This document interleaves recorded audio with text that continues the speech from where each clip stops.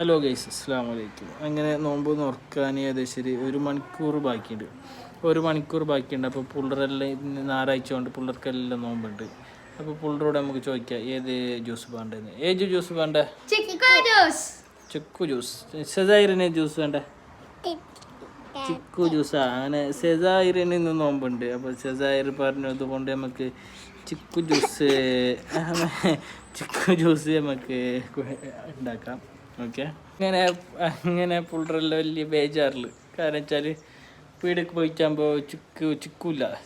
അപ്പോൾ ഉമ്മ പറഞ്ഞ് മീത്തൊന്ന് പറിച്ചോ ചിക്കു. അപ്പോൾ ഇങ്ങനെ നമുക്ക് പറിക്കേണ്ടത് എങ്ങനെ നമുക്ക് നോക്കാം. പറിക്കാലടാ, പറിക്കാലോ സെസാരി. അങ്ങനെ സെസാരിന് പറിക്കാൻ പറഞ്ഞുകൊണ്ട് നമുക്ക് ചിക്ക് പറിക്കാം.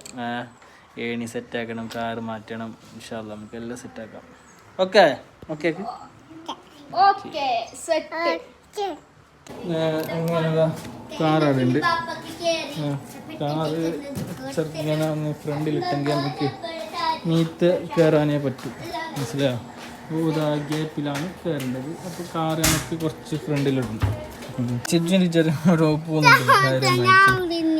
നീന്നില്ലേ ചെറിയ പോകുന്നുണ്ടെന്ന്. ഡോർ എടുക്ക്, പറ്റുമോ? മെല്ലെ എടുക്ക്. വിചാരമോടോ കാര്യമായടോ പോകുന്നുണ്ടെന്ന് പോയിക്കോ. രജ്ജിൻ്റെ വിചാരം എടോ പോകുന്നുണ്ടെന്ന്. അങ്ങനെ കാര്യം കുറച്ച് ഫ്രണ്ടിലാക്കാം. പെട്രോളിന്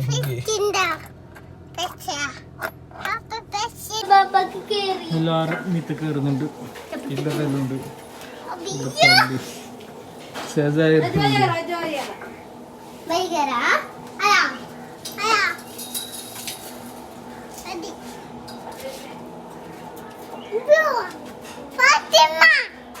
കയറുന്നുണ്ട് മീത്തിട്ട്.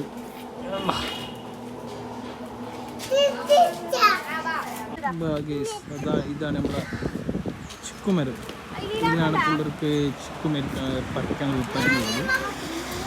ചിക്കു ബലെല്ലാം കെട്ടിച്ചിട്ടുണ്ട്. കാരണം വെച്ചാൽ കടന്തൽ കെട്ടേണ്ട പറഞ്ഞിട്ടാണ് ബലെല്ലാം കെട്ടിയത്.